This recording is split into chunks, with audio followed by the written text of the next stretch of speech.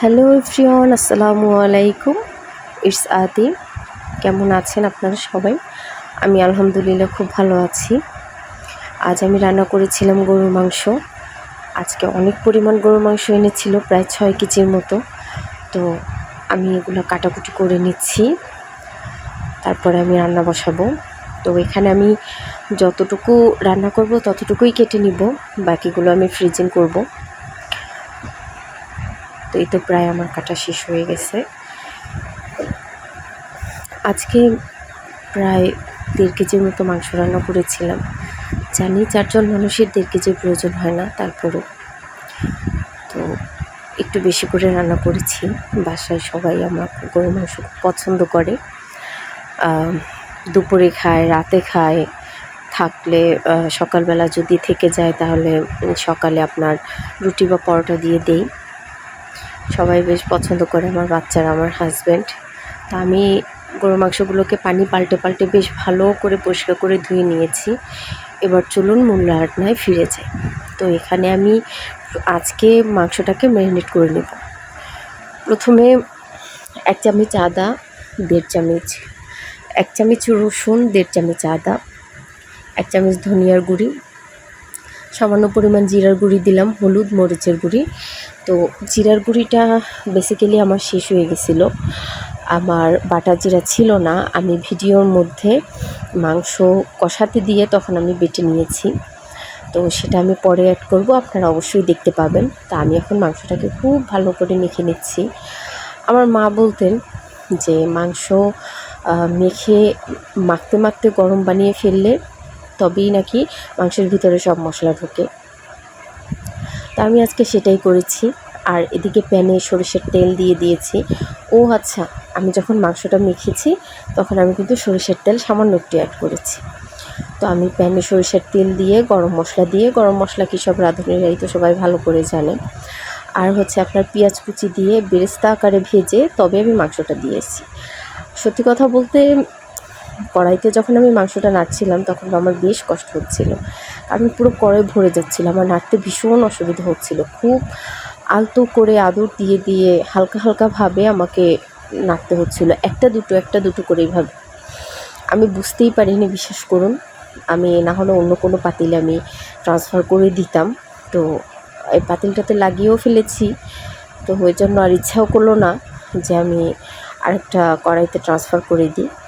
তো মাংস কষানো যখন হয়ে গেছে, এই যে কাঁচামরিচ বাটা দিয়ে দিলাম, থেতো করা কাঁচামরিচ।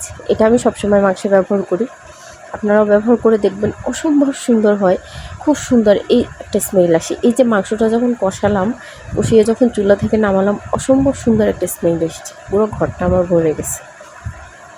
তো আমার মাংস কষানো শেষ। এর মাঝখানে কিন্তু আমি জিরে বাটা দিয়েছি, দিয়ে কিন্তু ভালো করে মাংসটা কষিয়ে নিয়েছি। তো মাংস কষানো এবার প্রায় শেষ। তো আমি এখন প্রেশার কুকারে রান্না করব। যেহেতু আমি গ্যাসে রান্না করি, একটু সাশ্রয়ী করে তো আমাকে চলতেই হয়। তো আমি এখানে গরম পানি অ্যাড করলাম, আর ওই যে কড়াইটায় আমি মাংস কষিয়ে নিয়েছিলাম সেই কড়াইতে সামান্য পানি দিয়ে একটু ধুয়ে আমি সে পানিটা ব্যবহার করেছি, আর লবণ দিয়ে দিয়েছি।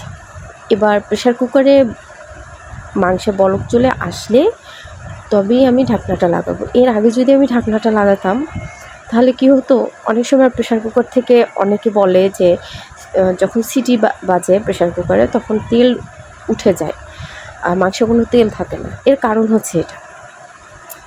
আমি সবসময় এই কাজটা করি, যখনই প্রেশার কুকারে আমার মাংসে বলক চলে আসে, বা মুসুর ডাল সেদ্ধ করতে গেলে তখনও যখন ফেনা সরে ভালোভাবে বলক চলে আসবে, তখন প্রেশারের ঢাকনাটা লাগিয়ে 1 থেকে 2টা সিটি দিই। তো আমার মাংস রান্না কিন্তু প্রায় হয়ে গেছে। কথা বলতে বলতে মাংস রান্না প্রায় শেষ। এবার আরেকবার বলক চলে আসলো, আলু দিলাম, আপনারা সবই দেখলেন। এবার আমি মাত্র 3টা সিটির জন্য অপেক্ষা করব। আসলে অনেক বছর ধরে, প্রায় 3 বছর ধরে আমি প্রেশার কুকারে মাংস রান্না করি। তো আলহামদুলিল্লাহ একটা অভ্যাস হয়ে গেছে আমার। তো এই পর্যায়ে আমি এবার মাংস রান্না তো শেষ, সেই কড়াইটা ধুয়ে নিয়ে এসেছি। এখানে আমি মাংসটা ঢেলে দিব।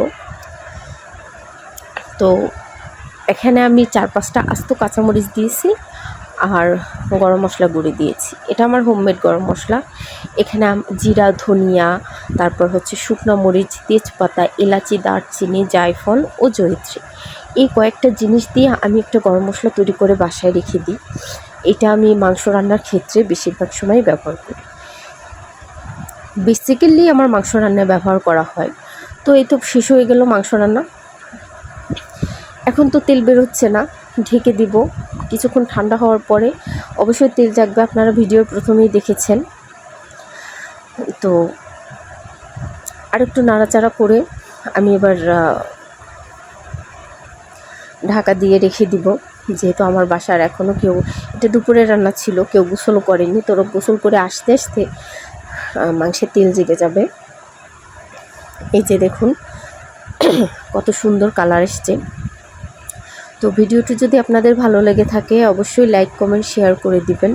আপনাদের কাছে আশা করি ইউটিউব থেকে দেখে থাকলে অবশ্যই আমার চ্যানেলটিকে সাবস্ক্রাইব করে পাশের বেল আইকনটি প্রেস করে রাখবেন। ফেসবুক থেকে দেখে থাকলে অবশ্যই লাইক দিয়ে দিবেন, আমার পেজটিকে ফলো দিয়ে দিবেন।